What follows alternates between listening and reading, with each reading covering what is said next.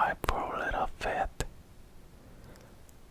I wonder who you put on your shoes and stockings for you now, dears. I'm sure. Shall I be able? I shall be a great deal too far off to trouble myself about you. You must manage the best way you can. But I must be kind of them, though doubtless, or perhaps they won't walk the way I want to go. Let me see. I'll give them a new pair of boots every Christmas. And she went on planning to herself. Now she would manage it. They must go by the couriers, she thought. And how funny it will seem, sending a present to one's own feet, and how outdated the directions will look. Alice's right foot at school, her throat near the fender with Alice's love. Oh dear, what nonsense I'm talking. Just at this moment, her head struck against the roof of the hall. In fact, she was now rather more than 9 feet high, and she at once took up the little golden key and hurried off to the garden door. Poor Alice, it was as much as she could do. Right down on one side to look through into the garden with one eye, but to get through was more hopeless than ever. She sat down and began to cry again. You have to be ashamed of yourself, said Alice. A great girl like you. She might well say this, to go on crying in this way. Stop this moment, I tell you. But she went on all the same, shedding gallons tears, until there was a rushing pool all around her, about 4 inches deep and reaching half down the hole. After a time, she heard a little pattering of feet in the distance, and she hastily dried her eyes to see what was coming. It was the white rabbit returning, spandaling dresses with a pair of white kid gloves in one hand and a wash fan in the other. He came trotting along in great hurry, muttering to himself as she came, "Oh, the Duchess, the Duchess, oh, won't she be savage if I keep her waiting?" Alice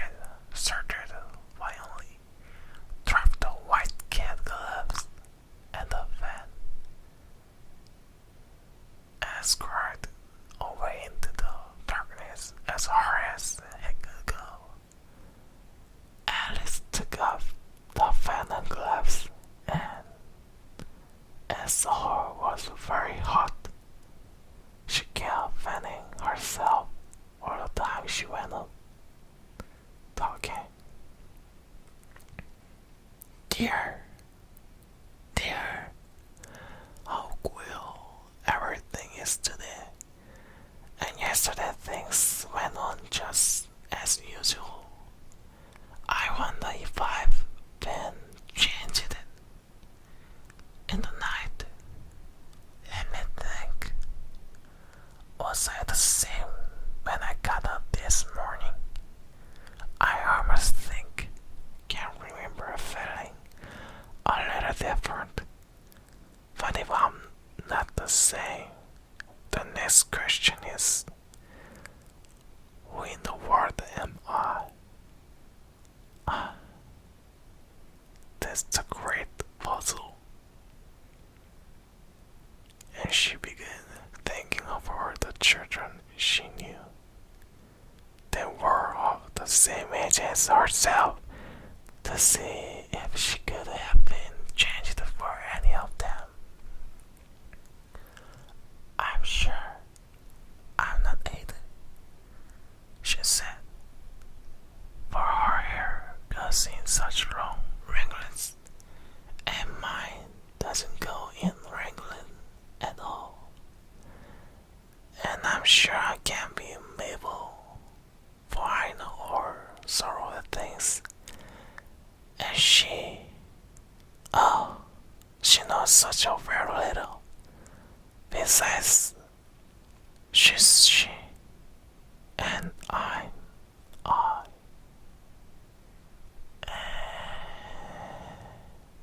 Oh dear, how puzzling it all is. I will try if I know all of the things I used to know. Let me see.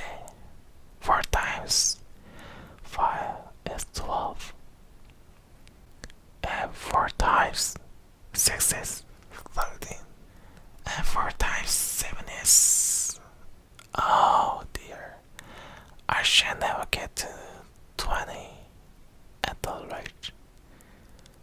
However, the multiplication table doesn't signify. Let's try geography. London is the capital of Paris, and Paris is the capital of Rome, and Rome. No, that's all wrong. I'm certain I must have been changed for Mabel. I will try and say how the little, and she crossed her hands on her lip, and she was saying lessons, and began to repeat it, but her voice sounded hoarse and strange, and the words did not come the same as they used to do.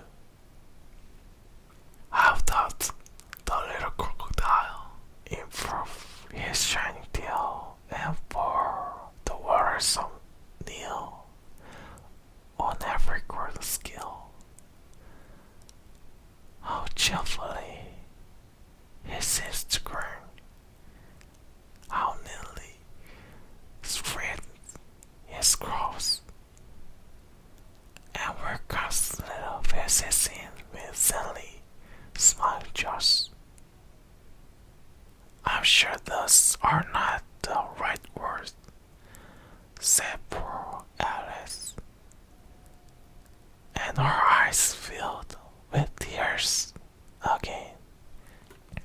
As she went on, I must be mad after all. I shall have to go and live in that funky little house, and have next to no toys to play with, and ever so many lessons to run. No, I've made up my mind about it. If I'm able, I will stay down here. It will be no use there putting their heads down and saying, "Come up again, dear."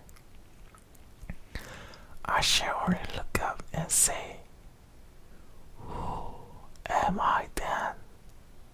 Tell me that first. And then, if I like being that person, I will come up.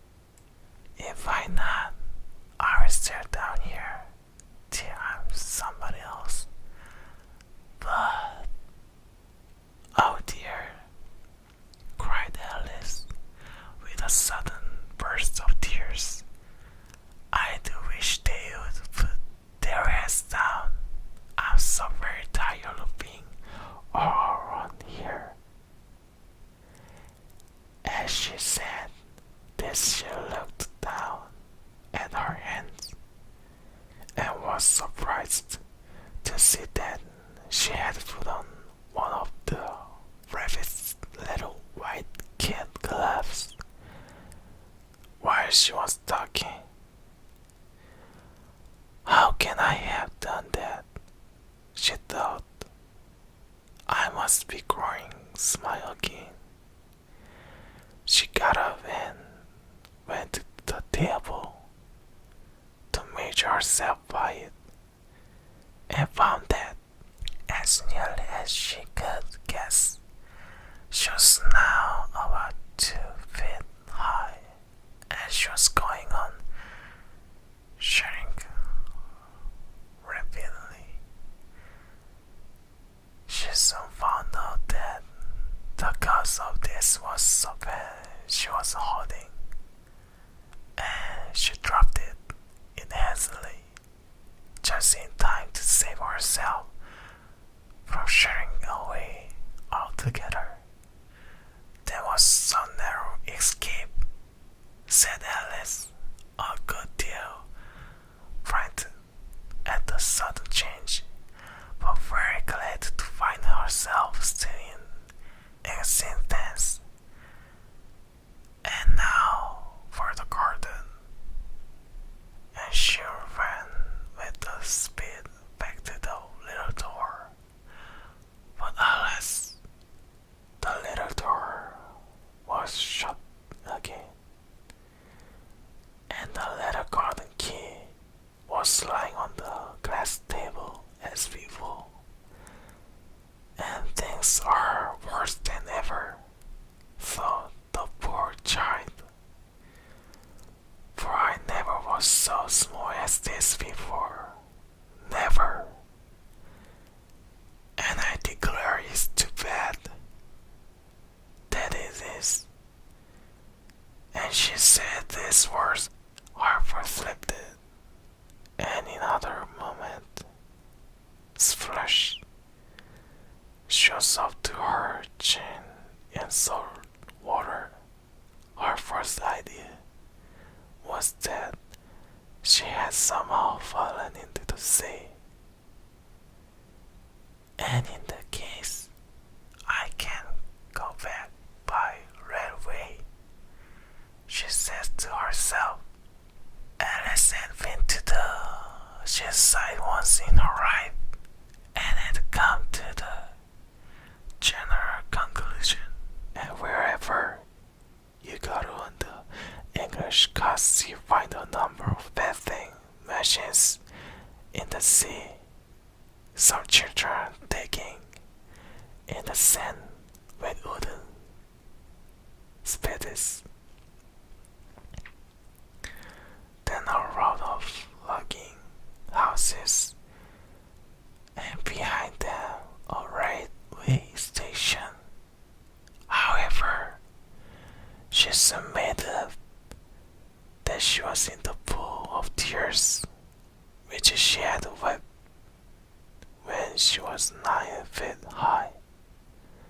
I wish I hadn't cried so much, said Alice, and she swam about, trying to find her way out. I shall be punished for it now, I suppose, by being drowned in my own tears. That will be a queer thing, to be sure. However, everything is queer today. And then she heard something splashing about in the pool a little way up, and she swam nearer to make up what it was. At first she thought it must be a walrus or hippopotamus, but then she remembered how small she was now, and she soon made out that it was only a mouse that had slipped in like herself. Would it be of any use now, thought Alice, to speak to this mouse? Everything is so out of the way down here that I should think very likely it can't talk. At any rate, there's no harm in trying. Does she forget? Oh, mouse, do not wait up this pool. I'm very tired of swimming over here. Oh, mouse, Alice thought this must be right away of speaking to a mouse. She had never done such a thing before, but she remembered having seen in her father's Latin grammar a mouse to a mouse, a mouse, a mouse. The mouse looked at her rather inquisitively and seemed to her to wink with one of its little eyes, but it said nothing. Perhaps it doesn't understand English, thought Alice. I dare say it's French mouse come over with William the Conqueror. For with her knowledge of history, Alice had no very clear notion how long ago anything had happened. So she began again. Oh, Esther, ma, chut, which was the first sentence in her French lesson book. The mouse gave a sudden leap out of water and seemed to quietful all over with fright. Oh, I beg your pardon, cried Alice hastily, afraid that she had hurt the poor animal's feeling. I quite forgot you didn't like cats. Not like cats, cried the mouse in a shrill, passionate voice. Would you like cats if you were me? Well, perhaps not. Don't be angry about it. And yet I wish I could show you our cat, Dana.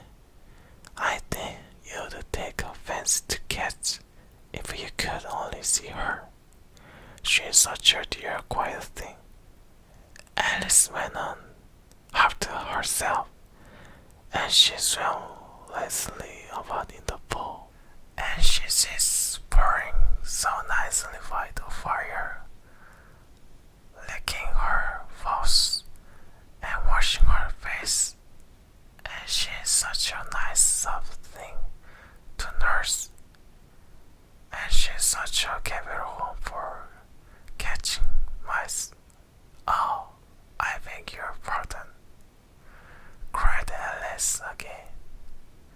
For this time the mouse was bristling all over, and she felt certain it must be really updated. We won't talk about her anymore if you let her not. We ended, cried the mouse, who was trembling down to the end of his tail, as if would talk on such a subject. Our family has hate cat, nasally, low, vulgar things. Don't let me hear this name again.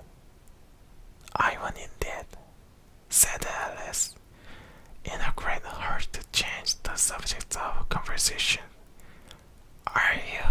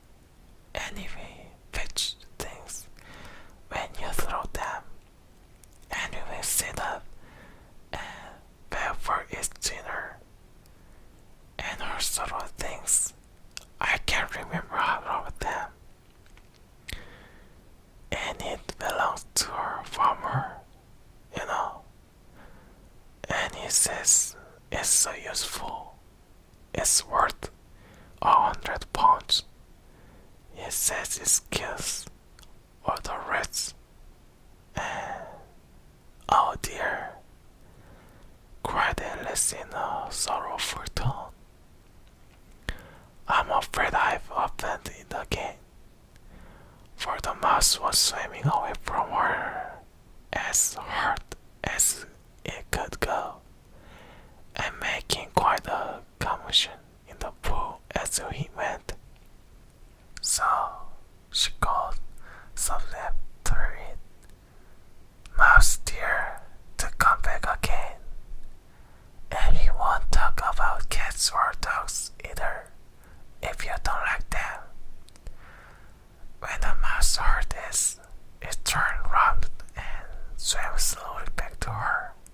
Its face was quite filled with passion and stun, and he said in low, trembling voice, "Let us get to the shore, and then I will tell you my history, and you will understand why it is I had cats and dogs."